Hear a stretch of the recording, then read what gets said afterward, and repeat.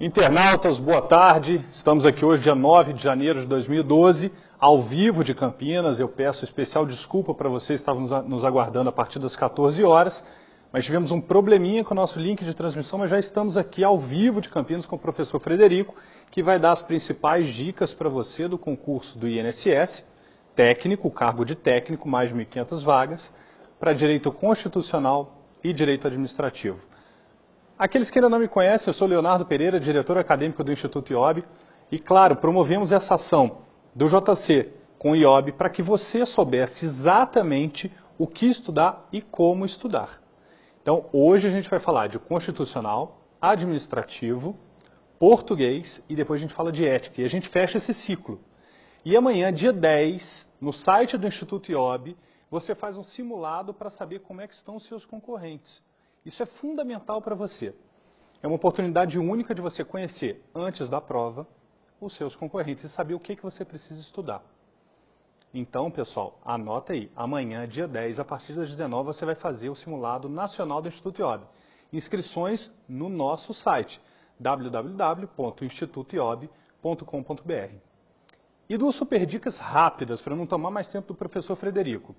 Com a senha JCIOB, você compra até amanhã, dia 10 de janeiro, qualquer um dos nossos cursos com 20% de desconto, mais 30 dias de acesso complementar. JC IOB, até dia 10 de janeiro, às 23 horas e 59 minutos, qualquer dos nossos cursos. Léo, arrancada INSS? Compra também. Intensivão INSS? Compra também. E o que mais eu compro? Super Intensivo INSS, que é o curso fresquíssimo, lançado hoje para você, com as principais disciplinas desse edital. Então fique atento às dicas do professor Frederico. Frederico, muito obrigado pela sua presença aqui. Obrigado. Obrigado pela atenção de ter esperado esses minutos aqui conosco. Frederico é um expert, vocês vão ver que as dicas dele são quentíssimas e vão ajudar muito você na sua aprovação. Boa aula e até já. Obrigado, Frederico. Obrigado, Léo, mais uma vez. Senhores, boa tarde. Estamos então aqui ao vivo do nosso Instituto IOB, aqui em Campinas. Excelente ano para todos. Na verdade, falei para muitos alunos na virada já do ano. O ano começou, na verdade, não foi dia 2 de janeiro, e sim no dia 1º de janeiro, no domingo, né? Para concurseiro não tem virada de ano. Eu já havia até escrito um artigo na virada do ano sobre essa questão do que fazer nas férias. A gente já tinha a publicação aqui do INSS pela Fundação Carlos Chagas. Nós temos já a prova da OAB, agora dia 5 de fevereiro, temos prova do TRE, temos prova do Senado Federal e as provas, felizmente, para o meio de concurso público vão assim se avolumando cada vez mais. Então, temos agora, pelo menos a priori, uma programação de um mês. As inscrições para os cargos do INSS vão até quarta-feira, até o dia 11, às 14 horas, portanto ainda dá tempo. Veja as condições digital, veja se preenche as condições digital. Faça a sua inscrição, acompanhe aqui pelo nosso portal do Instituto IOB as grandes dicas acerca não só do INSS, mas de todos os concursos que estão já abertos e os previstos para este ano. Bom, muitos alunos perguntaram, estudo, não estudo, o que devo fazer, como que eu vou estudar? Dá para falar assim, olha, tenho que estudar tantas horas por dia, tantas horas por semana? Quando você fala em edital publicado, como é o caso do INSS, tem que ser em imersão. Acho que a questão é extremamente tranquila. Publicou edital? Tem data de prova? Tem que estudar 7 dias por semana. Não, como assim? 7 dias por semana. Tem que estudar efetivamente todo dia. Tem que pegar a característica. Estamos falando então de Fundação Carlos Chagas. Estamos falando dessa prova, de uma prova de múltipla escolha, 5 assertivas. Então, tem a necessidade de você olhar provas pretéritas, olhar efetivamente o que foi pedido. Em relação ao nosso edital, neste primeiro encontro aqui sobre direito constitucional. A grande diferença entre prova para ensino médio ou prova que exige lá no seu cargo os conhecimentos teóricos, vamos assim dizer, de ensino médio, porque ninguém teve direito administrativo, direito constitucional no ensino médio, ela busca mais uma memorização da norma legal, no caso, em direito constitucional, da própria Constituição, diferentemente do cargo para analista ou dos cargos que exigem o ensino superior, que buscam, além da memorização, um conhecimento doutrinário e evoluindo ou aprofundando para um conhecimento jurisprudencial, já para uma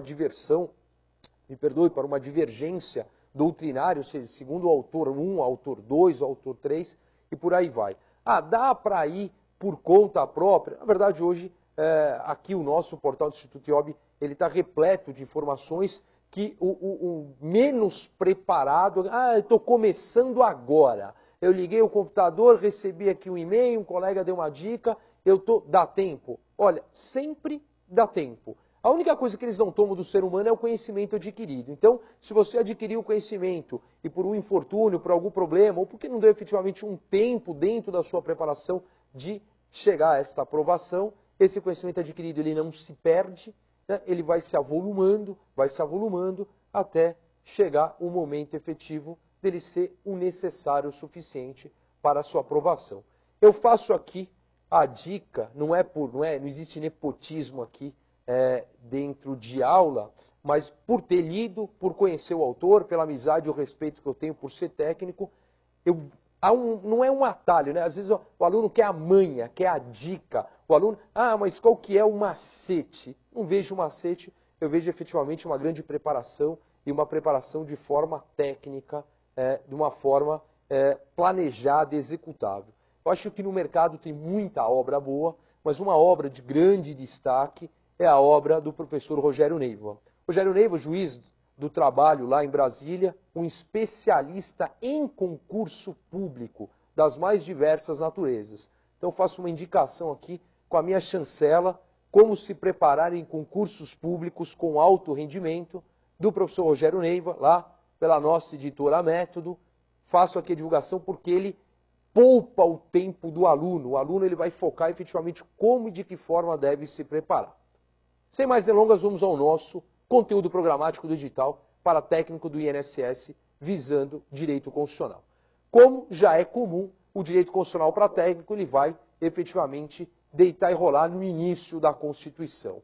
O grande foco aqui é o artigo 5º. O seu edital ele fala dos direitos individuais e coletivos, que vai do artigo 5º até direitos políticos, que é o artigo 16. Então ele passa pelos direitos individuais, pelos direitos sociais do 6º ao 11, pela nacionalidade 12 e 13, e depois para os direitos políticos 14, 15 e 16, não fala em partidos políticos lá no 17. Bom, o que eu vou falar de direito constitucional? Olha, eu não fiz direito, eu fiz o ensino médio, eu não tenho aqui, eu sou formado, então estou tranquilo, eu nem vou ler. Não tem essa diferença.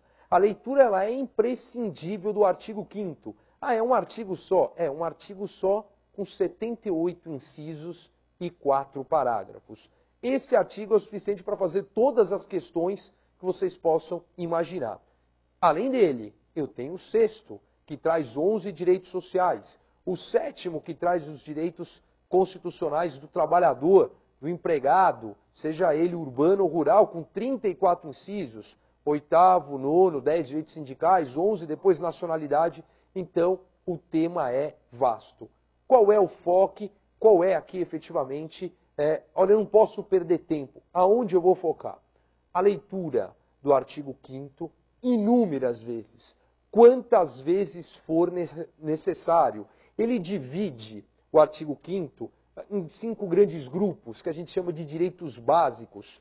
Vida, liberdade, igualdade, segurança e propriedade. Chamados aqui de direitos básicos, onde tudo será derivado deste rol. E depois eu tenho uma série de princípios elencados no próprio artigo 5º, que de tão importante é aquele conteúdo, que ele tem um valor de verdadeiro princípio, dentro da principiologia, que vai conduzir todo um cenário ao redor por aquele princípio. Então, os grandes destaques no seu edital de direito constitucional neste primeiro bloco. Eu tenho um segundo bloco que chama da administração pública, dos artigos 37 ao 41, que é um tema que concatena, é um tema que caminha junto com o direito administrativo.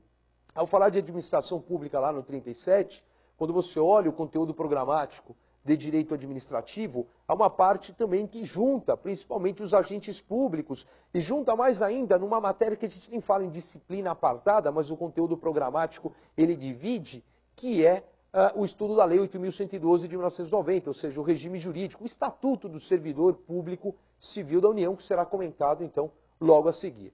No direito constitucional, o artigo 5º, cuidado com ele quando ele traz logo na sua ementa os 5 direitos básicos. Vida, liberdade, igualdade, segurança e propriedade. Esses 5 direitos básicos, a literalidade do artigo 5º fala que ele será aplicado aos brasileiros e aos estrangeiros residentes no país. Tem que tomar cuidado porque isso já caiu faz tempo.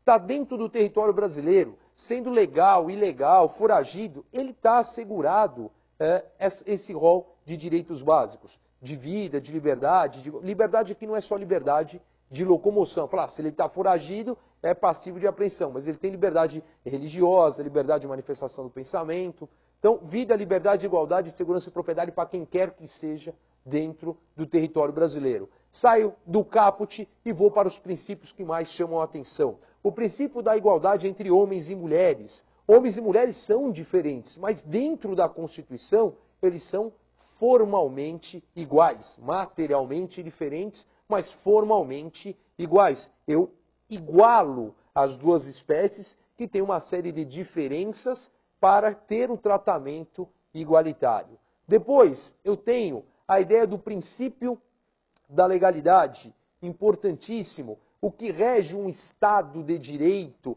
é a lei condutora. A lei ela é igual para todo mundo. Ninguém deve fazer alguma coisa senão pela vontade da lei, que num Estado democrático de direito é resultado efetivo da vontade do próprio povo. O povo escolhe os seus representantes, estes representantes elaboram as leis condutoras daquela regionalidade, seja ela municipal, estadual ou no âmbito nacional, em nível, portanto, federal. Então a lei é fruto da vontade do próprio povo. O povo vai seguir a vontade dele mesmo, que é aquela lei. Não tenho aqui um governante que vai falar, vai fazer isso porque eu quero. Não. Vai fazer isso porque a lei efetivamente quer. Então eu tenho a igualdade entre os homens e mulheres, eu tenho também o princípio da legalidade. Outra questão extremamente importante é a liberdade de expressão. A livre manifestação do pensamento, mas vedado o anonimato, porque o anonimato gera força. Se eu não consigo identificar o autor daquela expressão, o autor daquela ideia, o que vai acontecer? Se ele falou alguma coisa que prejudica a minha honra, a minha imagem, então eu não consigo ter, no mínimo, um direito de resposta, quiçá, efetivamente, uma eventual reparação. Muito cuidado com este início. Depois eu tenho as grandes liberdades, a liberdade de consciência e de crença. No Brasil, em que pese a lenda, não há religião oficial. Chega na sala de aula, de propósito, eu chego na sala de aula e falo assim, qual que é a religião do Brasil? Aí você já escuta, católico, um jamais afoito, não é laico, eu já falo, não fala nada, católico e você alimenta, então é católico. Fala, não é. Ah, então se não é, faz pouco tempo. Aí você joga a segunda pergunta, então faz pouco tempo mesmo, desde quando? Aí vai lá, 5 de outubro de 88, excelente resposta, porém errada. O Brasil é laico desde a proclamação da República, 15 de novembro de 1889. Para ser mais chato, desde janeiro de 1890, com o decreto de Rui Barbosa, que tirava o Brasil dessa condição de país secular, com uma religião oficial, e passa então a ser um país laico. O Brasil é laico, ou seja, não confessional, não tem uma religião oficial. Ah, mas está escrito Deus no preâmbulo da Constituição. O Brasil é teísta. Existe, reconhece a existência, então, de um ser formal maior, que não tem relação com religião. Deus de todas as religiões, Deus de nenhuma religião, e também o preâmbulo é um caráter, hoje, interpretativo e não normativo. O Brasil, ele é laico. Segunda pegada que tem que tomar cuidado no seu edital, nesse tipo de prova, questão da censura. Chega na sala de aula, mano, claro que tem censura, porque fala lá, censura 18 anos, porque não sei quem não pode aparecer. Calma, não existe censura no Brasil. Formal, para a sua prova, não existe. Ah, mas na prática eu vi isso. Então, efetivamente, na prática pode até acontecer um ou outro desvio, mas na sua prova, que é teórica, não há censura, ela é proibida expressamente pela Constituição na parte lá da comunicação social. É verdade que não está no rol do artigo 5º, ele fala independente de censura, mas lá no 220, parágrafo 2º, ele fala da vedação da censura. Então não há censura. Então o que há? há uma classificação indicativa que o departamento chama Departamento de Classificação e Justiça do Ministério de Justiça, que ele vai fazer. Então eu vou olhar, tem cenas de violência, movimentos de agressão da violência, porque, por exemplo, tem um homicídio, mas não mostra o cara matando. Ah, tem. Então mostra o cara matando. Tem cenas de alcoolismo, de tóxico, cenas de nudez, cenas de sexo, vai fazendo uma tabelinha, pronto, olha, isso aqui tem um nível que acima de 14 anos. Então passa depois das 23 horas. Não tem, pode passar tudo? Pode passar tudo, só não pode passar algo que fica fazendo apologia, por exemplo, à guerra, apologia a algum tipo de discriminação, algo que seja contrário à nossa legislação. Fora isso, o dia aluno perguntou, pode passar um filme de sexo explícito na televisão, no canal aberto? Claro que pode, depois das 11 horas. Num desespero, por que não passa? Não sei, mas pode passar, não tem problema nenhum. Então tomar cuidado, não temos religião oficial, não temos censura. Uma outra coisa interessante também dentro dessa parte introdutória ali do artigo 5º é o que a gente chama de escusa ou objeção de consciência. O que é isso? Ninguém é obrigado a ter determinada convicção, seja ela filosófica, política, religiosa. Agora, quando a pessoa invoca esta condição que ele tem essa liberdade para não fazer alguma coisa que é determinada legalmente para todo mundo, ele vai ter que fazer algo alternativo. Você fala, nossa, muito teórico, como assim? Nós temos um único exemplo que se encaixa perfeitamente na escusa ou objeção de consciência, que é o serviço militar obrigatório aos homens brasileiros quando eles fazem 18 anos. Se eles estão no Brasil, vai lá e se alista numa das três forças das Forças Armadas. Bom, como assim? A lei determina, a Constituição determina. Só que, por exemplo, e tem que ser assim, no exemplo, ele invoca uma condição religiosa. Como assim condição religiosa? Ele fala que é testemunha, ele fala ou ele é mesmo, testemunha de Jeová. O que tem a ver? Testemunha de Jeová não pega em armas. Então ele, como é que vai fazer um serviço militar se ele não pega em armas? Então ele invoca uma condição de crença, uma condição religiosa. Teoricamente, ele tem que fazer um serviço militar alternativo. Digo teoricamente porque na prática hoje só faz o serviço militar quem quer. Né? Eu falo, não quero, o cara é dispensado lá por excesso de contingente e vai embora. Então, teoricamente, ele faz um serviço, então, paralelo. Ele faz uma prestação alternativa. Não quero fazer nada. Sou testemunha de Jeová, não vou fazer o serviço militar, não vou fazer nada alternativo. Então, ele terá um problema com os direitos políticos. Né? Há uma divergência doutrinária se haveria a perda ou a suspensão dos direitos políticos. O direito eleitoral fala efetivamente em suspensão dos direitos políticos, enquanto que o direito constitucional fala em perda dos direitos políticos, já que a cassação é vedada. Saiu dessa escusa, objeção de consciência, vamos lembrar que a vida íntima e a vida privada são invioláveis, é assegurada a honra, assegurada a preservação, a proteção à imagem e à honra, cabendo então qualquer tipo de reparação, de direito de resposta e até indenizatório. Tema extremamente importante, sempre cai a proteção ao domicílio, a inviolabilidade de domicílio dentro do artigo 5º, especificamente o artigo 5º, inciso 11, que a casa é asilo inviolável do indivíduo. Ninguém nela podendo penetrar sem o consentimento do morador. Só que as exceções é o que caem.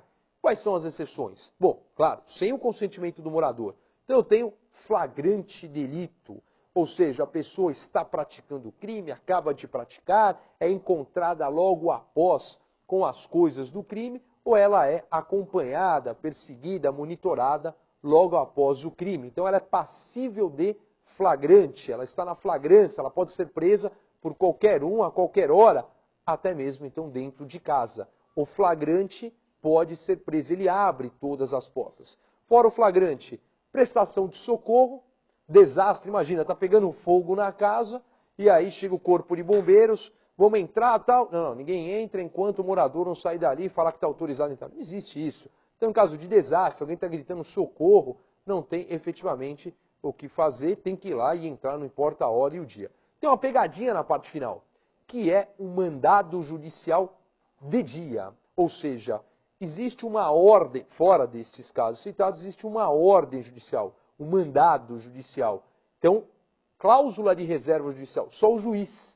Não é o promotor, não é o padre, não é o delegado, não é o policial militar, não é o vereador. Quem vai dar a ordem de violação de domicílio é o juiz. E esta ordem só pode ser executada durante o dia. Ah, o que é dia? Dia é das 6 às 18. Em direito constitucional, dia é da aurora boreal ao crepúsculo matinal. É a ideia de amanhecer e anoitecer. Estamos num país com dimensão continental, onde há uma divergência muito grande de horário. Dependendo do verão, 9 horas da noite no Amapá é dia. Dependendo do inverno, 16 horas é noite no Rio Grande do Sul. Então a ideia é de amanhecer e anoitecer. Depois, vamos caminhando dentro dos princípios que chamam a atenção, o princípio de locomoção. Todo mundo tem o direito de ir, vir, permanecer no local que está e sair do país com seus bens na forma da lei. Se isto for desrespeitado, seja diretamente ou apenas uma ameaça, você tem uma garantia lá no final, no artigo 5º, inciso 68, lá no habeas corpus, que é o finalzinho desse bate-papo. Saio da locomoção, eu tenho o direito de reunião, cai muito isso em prova. Todo mundo tem o direito de se reunir, não precisa pedir autorização para ninguém. Porém, essa manifestação de reunião tem que ser lícita. O que é lícita? Sem armas, pacífica. Como assim? Eu não posso ter uma manifestação paramilitar, uma manifestação... Não, a ideia é uma reunião pacífica, sem armas. Não peço autorização, porém aviso ao administrador para que ele possa se programar, para que ele não frustre, por exemplo, uma outra reunião de um grupo antagônico naquele local. Imagina, eu organizo uma reunião dos evangélicos do bairro lá no Paço Municipal. E na mesma hora eu tenho lá uma reunião do movimento LGBT no mesmo local. E no mesmo local tem uma reunião dos carecas. Por exemplo, se a gente estivesse em Santo André, os carecas do ABC. Eu tenho um massacre lá. Então é a ideia de manifestação organizada. Eu aviso ao administrador, olha, farei uma reunião, farei uma manifestação pública, usando aí, então a área pública, com a expectativa de X pessoas, tal, manifestação essa pacífica, com o intuito esse. Para que o administrador possa se cercar. Basta imaginar, agora no finalzinho do ano nós tivemos nos arredores da Avenida Paulista, São Silvestre. Aquilo é um exemplo de reunião pública. Não é uma associação, é apenas uma reunião. Todo mundo vai lá e corre. Então eu tenho que fechar a rua, eu tenho que avisar ponto de ônibus, de táxi, até corredor aéreo tem que se programar. Sai do direito de reunião, vou para o direito de associação. Então a ideia de associar é alguma coisa aqui mais forte juridicamente. Tem um regimento interno, tem um documento que nos une em algum propósito comum. Ninguém é obrigado a associar-se ou manter-se associado. Ele tem esta ampla liberdade. E a ideia da associação é a ideia de representação. Saímos dessa parte, caminhamos então agora para uma parte de direito de propriedade. Ainda dentro do artigo 5º é assegurada a propriedade, mas eu tenho exceções. Existe a possibilidade de desapropriação. Quando você chega lá no artigo 5º, inciso 24, tem a questão da necessidade, utilidade ou interesse social. Ou seja, nestes casos pode ocorrer a desapropriação. Tomar a propriedade do proprietário mediante uma indenização justa, prévia e em dinheiro, para que haja uma compensação prévia para ele procurar. Ah, mas eu não quero sair acabei de reformar minha casa, não tem. Na verdade é um conjunto público, é o valor da coletividade em face do valor individual e vai prevalecer sempre o interesse público. É um dos princípios, inclusive, do direito administrativo, a supremacia do interesse público sobre o particular. Então há esta possibilidade de desapropriação. Depois, na sequência, do 24 para o 25, no artigo 5º, inciso, eu tenho a requisição administrativa, que é aquela ideia que a gente vê muito em filme. Sabe a carteirada do policial? Dá esse carro, dá essa moto, dá essa bicicleta. Exatamente aquilo. Em caso de iminente perigo público, a autoridade competente poderá, então, requisitar. Requisição é ordem, né? Ele vai determinar que, na verdade, não é uma desapropriação. Aqui é um desapossamento. Eu não vou tomar para mim. Vou tomar para mim, usar, mas devolvo, ao contrário da desapropriação. Então, eu vou usar aquele bem onde, após o uso, eu devolvo ao possuidor, ao antigo possuidor, às vezes não é nem ele o proprietário, peguei a bicicleta do meu amigo, a moto do meu amigo, enfim. Se ocorrer algum tipo de dano, esse dano será devidamente indenizado pelo poder público. Depois, caminhando ainda nessa ideia de propriedade, eu tenho a propriedade ao direito autoral, a propriedade ao direito de voz, de narração, que também é efetivamente assegurado. Saio dessa ideia de direito de propriedade e vou à ideia do direito à informação. As informações são públicas, elas devem ser divulgadas. Porém, quando a gente faz uma combinação aqui do artigo 5º, acho que é o inciso 32, e lá atrás, não falado propositadamente, lá com o inciso 13, o 13 é liberdade de profissão. Eu tenho o que, efetivamente? As informações são públicas. Porém, determinadas informações não podem ser publicadas para todos. Por quê? Por uma questão de salvaguardar a própria coletividade, a segurança nacional. Então, os órgãos públicos, eles detêm informações públicas ao acesso de todos. Algumas informações são mais restritas, ela não é pública para todos. Então, algumas questões não podem ser publicadas. Por exemplo, questão de ofício.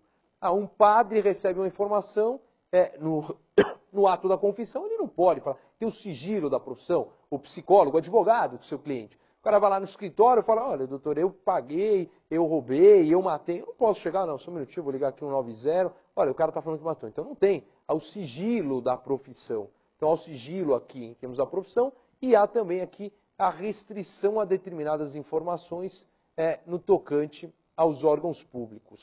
Uma questão que eu lembrei de informação, está lá no artigo 5º, inciso 12, é o sigilo das comunicações, a interceptação telefônica.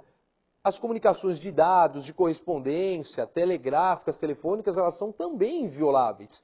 Porém, as comunicações telefônicas são passíveis mediante ordem judicial do juiz competente, desde que já tenha um processo em andamento, uma instrução criminal, seja um inquérito ou uma ação penal, ele pode determinar então esta interceptação telefônica na forma da lei lá 9296. Volta para as informações. Chegamos ao artigo 5º, inciso 34, que é o direito de petição e direito de certidão. Extremamente importante, o usuário público ele tem direito de defender os seus direitos e saber efetivamente aonde estão assentados aqueles direitos para certificar. Como assim? Primeiro, que é o direito de certidão. Olha, eu quero uma certidão que eu tenho isso, eu quero uma certidão que eu nasci, eu quero uma certidão que determinada pessoa faleceu. Então, certidão nada mais é do que tirar uma informação de um livro de registro público e colocar efetivamente num papel para certificar alguma coisa. E o direito de petição? O direito de petição serve para defender direitos. Pode ser de interesse próprio, alheio, é o direito de pedir. Vou pedir aos órgãos públicos. O direito de petição e o direito de certidão não são gratuitos. São assegurados independentemente do pagamento de taxas, mas a Constituição não falou em nenhum momento que eles são abertamente, expressamente gratuitos. Quando ela quis fazer, ela o fez de forma expressa. Saio disso e vou para o princípio do livre acesso ao Poder Judiciário, ou o princípio da acessibilidade à jurisdição, ou como diz Pontes de Miranda, da ubiquidade da justiça. Então o Poder Judiciário não pode estar com as portas fechadas. É livre o acesso ao Poder Judiciário. A lei não pode dificultar este acesso. No caso de ameaça ou lesão a direito, ele tem que ter o acesso ao Poder Judiciário. E dentro dessa ideia de segurança jurídica, o ato jurídico perfeito, a coisa julgada, elas ficam efetivamente protegidas. A lei não pode aqui quebrar o ato jurídico perfeito, não pode aqui quebrar a coisa julgada por uma questão de segurança jurídica. Caminhando ainda nessa ideia agora, já para um direito penal constitucional, esta ideia de princípio da anterioridade da lei penal. A lei penal ela tem que trazer uma previsão de crime antes do fato, por óbvio. Eu não posso criar um crime de um fato a posterior com efeitos retroativos.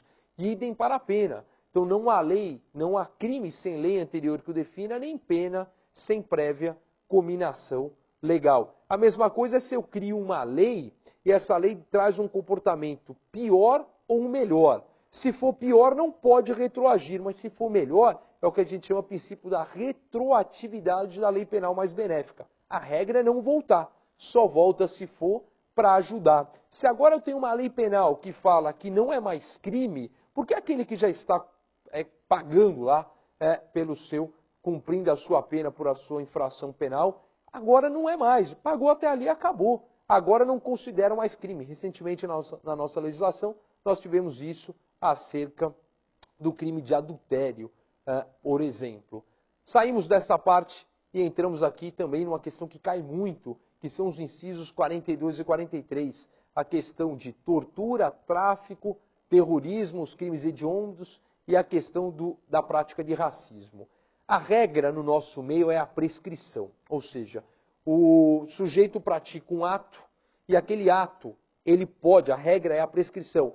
Um ato criminal, por exemplo, então vai passar um tempo, a maior prescrição que a gente tem dentro do direito penal comum, porque o direito penal militar é um pouco maior, de 20 anos. Então, passados 20 anos, ninguém fez nada, ninguém apurou, o que acontece? Prescreveu. Ou seja, o Estado não tem mais o direito de responsabilizar. Porém, existem algumas questões que são imprescritíveis. Ou seja, pode passar o tempo que for, que não vai perder o direito de apurar e responsabilizar. Um exemplo é a prática do racismo. Ela é inafiançável e imprescritível. Agora, o outro grupo, terrorismo, tráfico, tortura e os crimes hediondos, eles são prescritíveis, inafiançáveis e ainda eles são insuscetíveis de graça ou anistia, que são tipos de perdão. Pode parecer aí um conflito, poxa, eu não consigo perdoar a prática do racismo e eu não consigo deixar, por exemplo, o terrorismo como imprescritível. O terrorismo como imprescritível, exatamente. A Constituição faz essa distinção de forma bem clara. Depois, questão interessante é o princípio da presunção de inocência. Ninguém no país é considerado definitivamente culpado penalmente até que se prove em definitivo. Às vezes eu falo na sala de aula, as pessoas olham perplexas e falam assim, Suzana Richthofen e irmãos Cravinhos, inocentes. Não, como assim? Inocentes. Ah, mas são réus confessos. Inocentes. Não transitou em julgado até hoje. Casal Nardoni, inocentes. Pimenta das Ervas, era até anteontem, foi preso há pouco, né? Ficou 10 anos para ser preso num homicídio doloso confesso. Então, no Brasil, vigora a regra da presunção de não culpabilidade ou presunção de inocência. Outra questão nessa seara interessante é o princípio do juiz natural. Aquele local já tem um juiz natural, juiz competente, o juiz designado anteriormente acerca de apuração da instrução daquele ato processual, daquele ato judicial. Eu não posso, não, esse caso é muito complexo, vamos trazer um juiz de São Paulo, trazer um juiz, mas não existe isso aí. Já é o princípio do juiz natural. Eu não posso ter nem juízo e tribunal de exceção, é vedado, ou seja, eu crio um tribunal depois do fato, acho que o mais famoso ainda é o Tribunal de Nuremberg, criado então depois da Segunda Guerra Mundial, e juiz de exceção. Não é possível isso. Juiz ou tribunal, primeira ou segunda instância, e nem o juiz que não seja efetivamente natural. Depois, também dentro dessa ideia processual extremamente importante, o princípio da ampla defesa e do contraditório é assegurado a todo mundo, aos acusados em geral, aos litigantes em processo, seja judicial, seja administrativo, é assegurado também a ampla defesa e o contraditório. Depois eu tenho um bloco interessante sobre os direitos dos presos. Como assim? O preso, quando é preso, ele tem o direito de imediatamente saber por quê, por quem, por onde e assinar uma nota de culpa com essas informações do porquê do seu cerceamento de liberdade, já que é a regra. O juiz competente deve ser imediatamente avisado. Ele tem direito ao silêncio constitucional, ele tem o direito da assistência familiar, ele tem o direito de um advogado, se ele não tiver condições, que é a defensoria pública. Se a prisão dele tiver alguma irregularidade, ele tem direito à liberdade, ao relaxamento da prisão. A polícia aprende, o judiciário solta. Então essa é a ideia, efetivamente, deste primeiro bloco. No finalzinho, antes dos remédios constitucionais, eu tenho o artigo 5º, inciso 67, que fala da prisão civil. Existem 2 casos de prisão civil no Brasil. A prisão civil, então, do devedor de alimentos. Ela existe, está em vigor a todo momento, aquele que tem a obrigação de pagar alimentos. A gente fala carinhosamente de pensão alimentícia e não faz, pode acontecer, então, efetivamente, o seu cerceamento de liberdade, cerceamento de locomoção. E você tem a previsão, na segunda parte do artigo 5º, inciso 67, da prisão civil do depositário infiel. Em que pese haver esta previsão, aqui é o problema do cara estudar sozinho. Não estudei nada, vou abrir aqui a Constituição, vou ler. Existe essa prisão? Existe. Pode aplicar? Não pode. Por quê? Desde dezembro de 2009, a súmula vinculante número 25 proíbe a execução da prisão civil do depositário infiel. Muito cuidado, é uma dica, já é alguma coisa relativamente recente, que vale a pena então aqui tomar essa cautela. Bom, saio desse bloco e vou para o bloco dos remédios constitucionais. Ou seja, habeas corpus, habeas data, mandado de segurança, mandado de injunção e ação popular. O que me chama a atenção aqui? O habeas corpus tutela a liberdade de locomoção, o direito de ir e vir.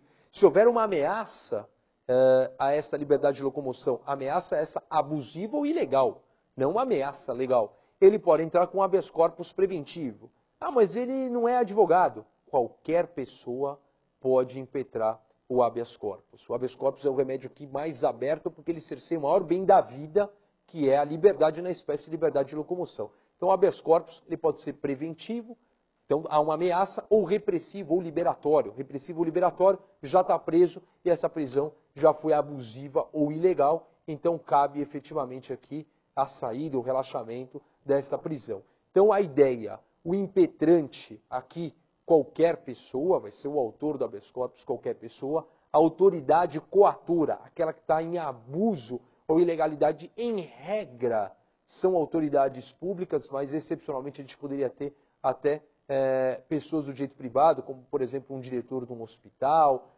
de uma clínica de recuperação, existem casos nesse sentido. Ele é gratuito e não tem forma. Os maiores redatores de habeas corpus são os presos, inclusive. Habeas corpus. Depois o habeas corpus, tomai o corpo. Lembre-se disso, toma o corpo, ele está preso. Segundo remédio interessante, o habeas data. O habeas data, em que pese também ser gratuito, já não tem forma livre. O habeas data visa, em regra, assegurar o acesso à informação, tomar a informação. Mas deve também, e não é excepcionalmente, na mesma previsão constitucional, a retificação de informação. Característica interessante do habeas data é que ele é personalíssimo. Só o detentor dessa informação é o meu respeito. Eu não posso entrar com o habeas data para informação de terceiro, é o meu respeito. Então ele serve efetivamente para eu tomar conhecimento. E onde está essa informação? Em órgãos públicos. Em órgãos públicos ou órgãos privados a serviço público. Sabe do habeas data? Mandado de segurança, usando o termo aqui do artigo 5º, inciso 69, visa proteger o direito líquido e certo. Líquido e certo. Ah, todo direito líquido já não é certo? Tirando o direito tributário, mas teoricamente sim. Então significa aquela coisa gritante. É um remédio tipicamente brasileiro, uma garantia constitucional brasileira. O mandado de segurança vai proteger também aqui contra abuso ou ilegalidade, mas ele é específico. Eu não posso usar mandado de segurança para direito de locomoção, mandado de segurança para direito de informação. Ele é genérico, mas não pode ter esse caráter, é o que a gente chama de caráter residual. Depois o mandado de injunção. Como assim mandado de injunção? Eu vou buscar um direito, o exercício de um direito que a lei prevê, porém, esta lei, a Constituição prevê, porém, a Constituição fala que será na forma da lei. Para eu ter a plenitude de direitos, eu preciso ter a Constituição, eu já tenho, e uma lei que disciplina. E às vezes eu não tenho. Exemplo clássico no nosso meio de concurso público são as greves dos agentes públicos. A greve do agente público é assegurada no artigo 37, inciso 7, na forma da lei. Esta lei não existe até hoje. Então eu entro com mandado de injunção para poder fazer a greve. Não é para buscar a lei. Para ter o direito de fazer a greve sem ter nenhum tipo de problema administrativo disciplinar de acordo com o meu estatuto.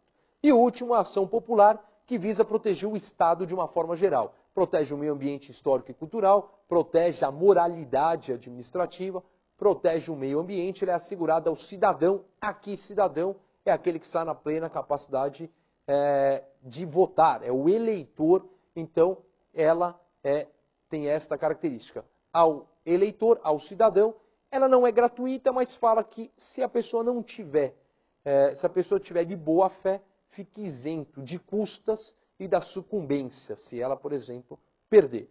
Fecho esse bloco dos direitos individuais, que é 80%, 90% aqui do nosso conteúdo.